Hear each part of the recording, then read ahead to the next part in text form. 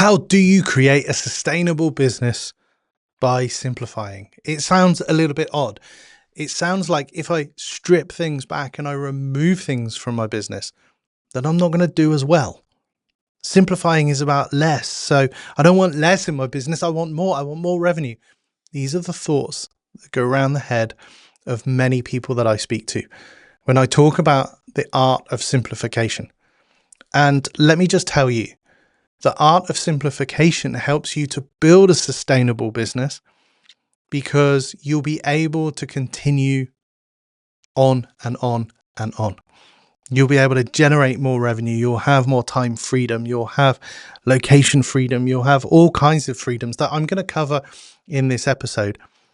But I want you to unpack some of your thinking, and I want you to kind of rewire some of your thinking around entrepreneurship before we get into some tactical things.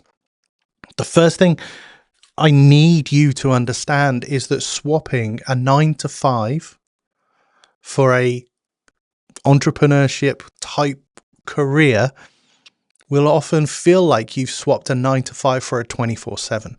I know it all too well myself. My first business, we ran a marketing and advertising agency. I was there really early doors. I was there late in the evenings. I was working weekends. I built my first business prison for myself.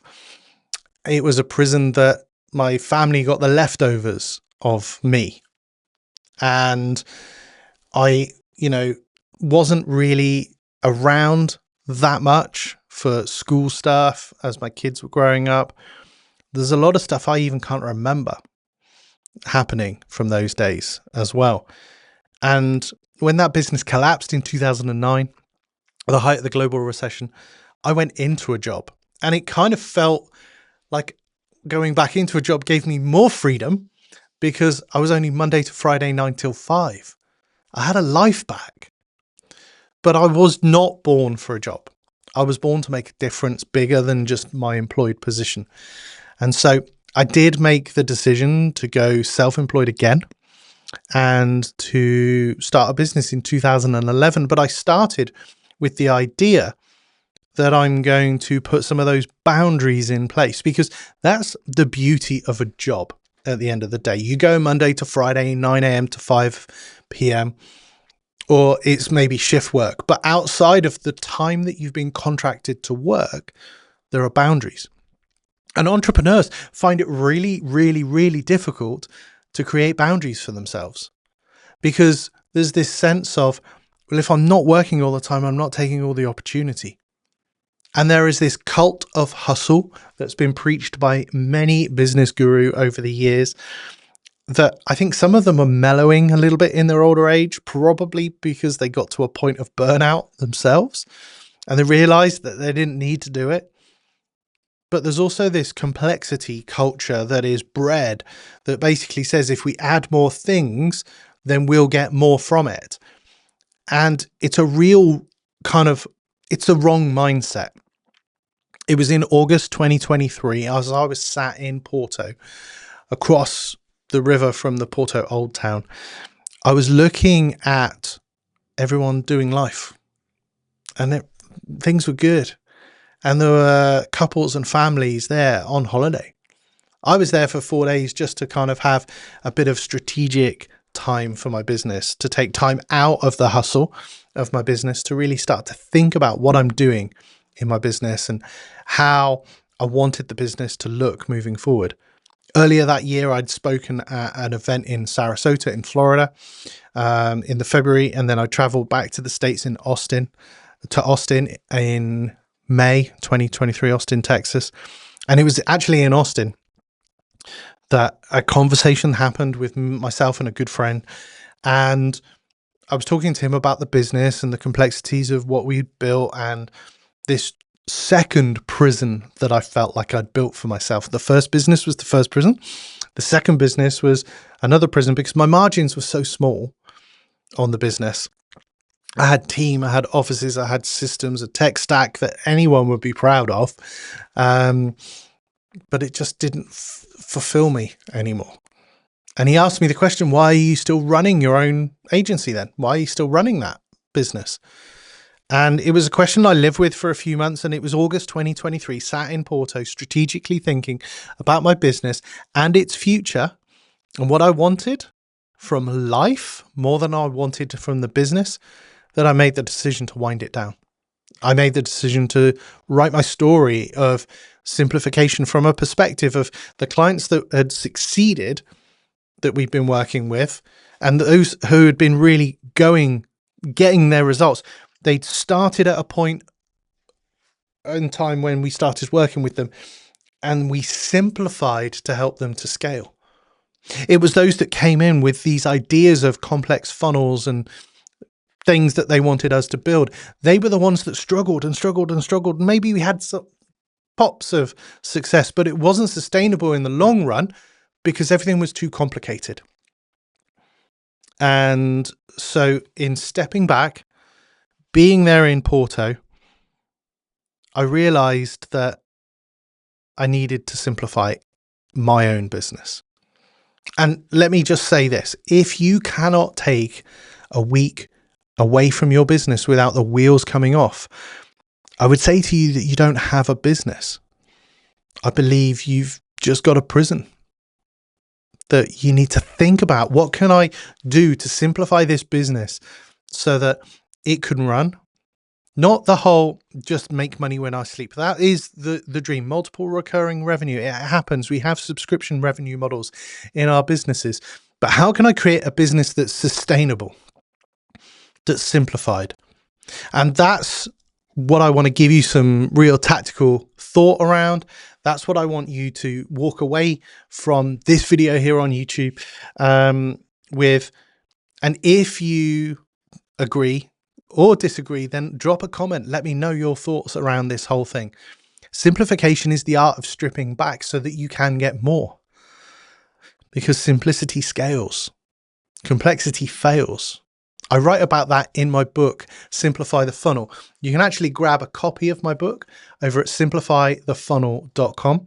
It talks about the 3 key frameworks that I talk through with clients on how to simplify their marketing, their funnels, and their sales processes.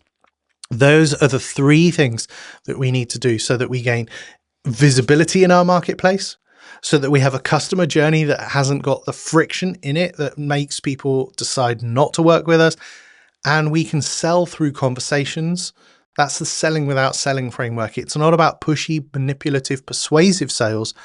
It's about helping somebody get to a point of realization they want to buy. You can grab your copy at simplifythefunnel.com. But let's get into some real nuts and bolts. But before we get into some tactical things, there's almost one scoreboard that I need you to replace in your business. There's a scoreboard that we measure our success against in our business, and it's the revenue scoreboard. When our revenues go up, we think we're succeeding.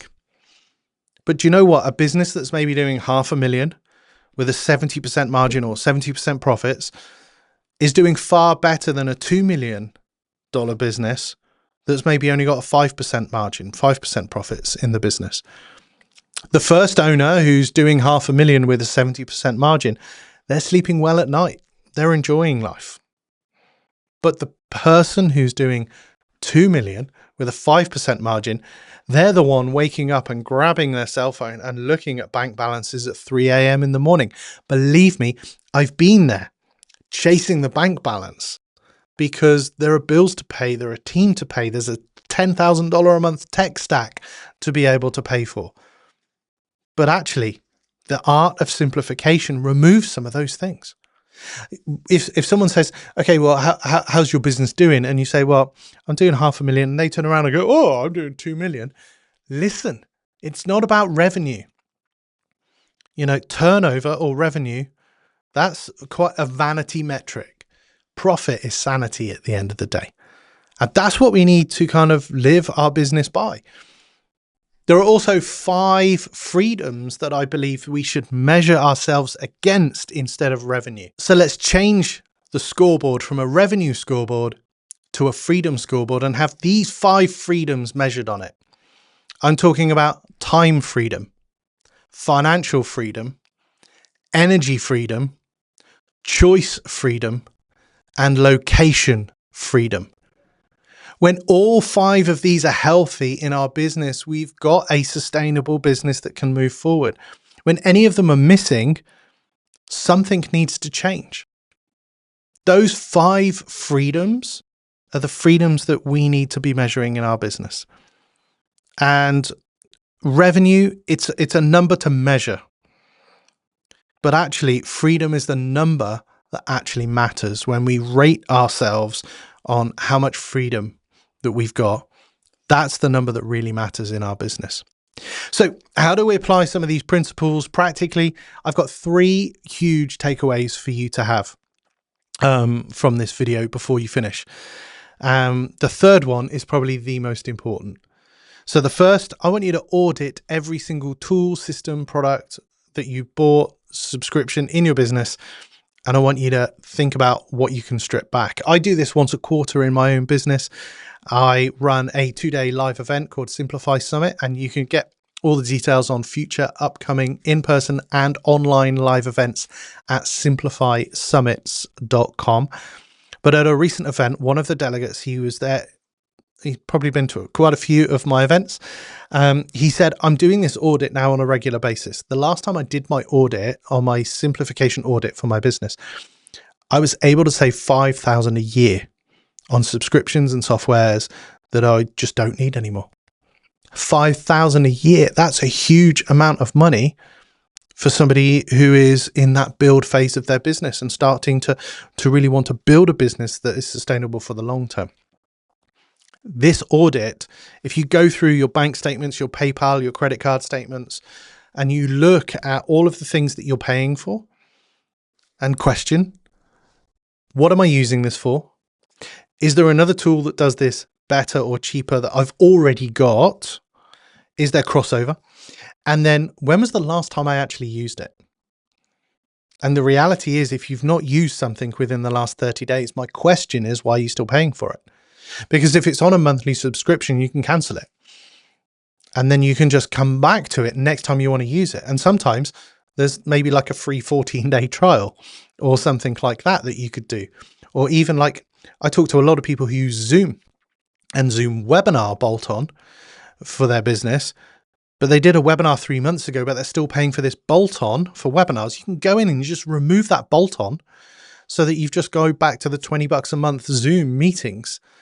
And then when you want to do webinars again, if you want to use Zoom webinars, put the bolt-on back on for a month, put a calendar appointment in your schedule so that you can then cancel it in a month's time or less than a month's time or whatever.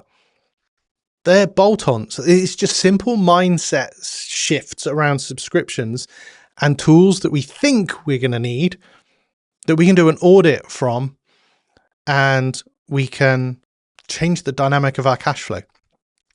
More tools rarely mean more efficiency.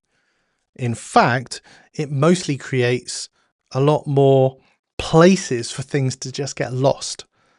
So what we need is fewer tools in our business, because fewer tools mean more freedom every single time. The second tactical thing that I want to ask you to talk through in your business with your team or whoever you've got around you in your business is just around making decisions. There are certain ways in which teams and businesses make decisions. I remember as an agency, team would come up with an idea, we'd sit around a table, we'd talk it through, we make a decision as a team, and we move forward. There's a lot of wasted time in that.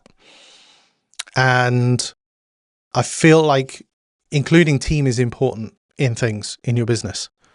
But when it comes to the decisions around software and systems and things like that, the reality is I feel like a default should always be no, because if you've got a business that's running, you've probably got the right tools that you need.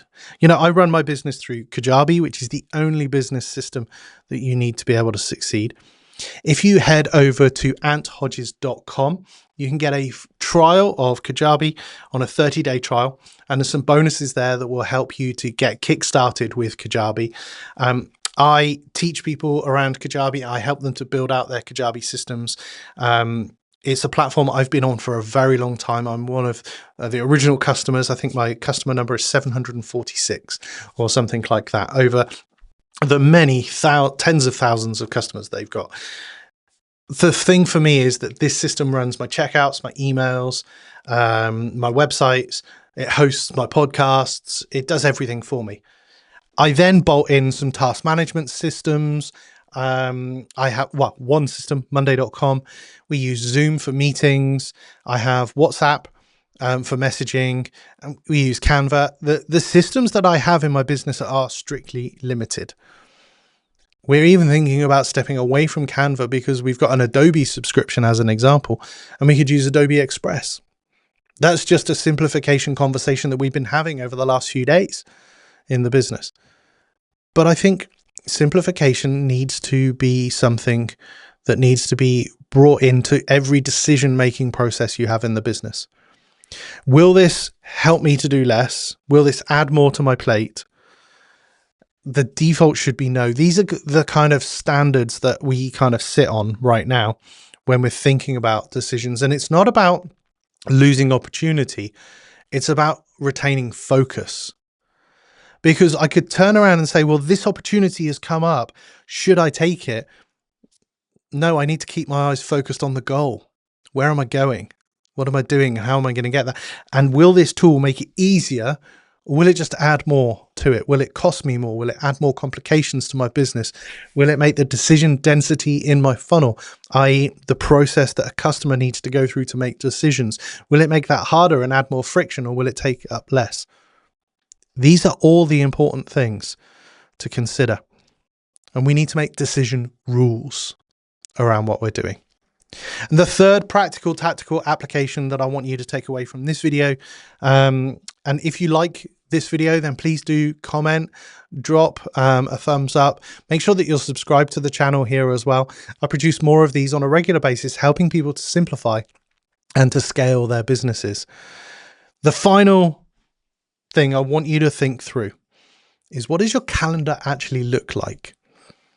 Your calendar should be driven first around your life, your family, the things that you want to do in life, and your business should come second. When your business comes first, you then have to try and shoehorn everything else around it. And so you're giving your business priority over the ones that you love.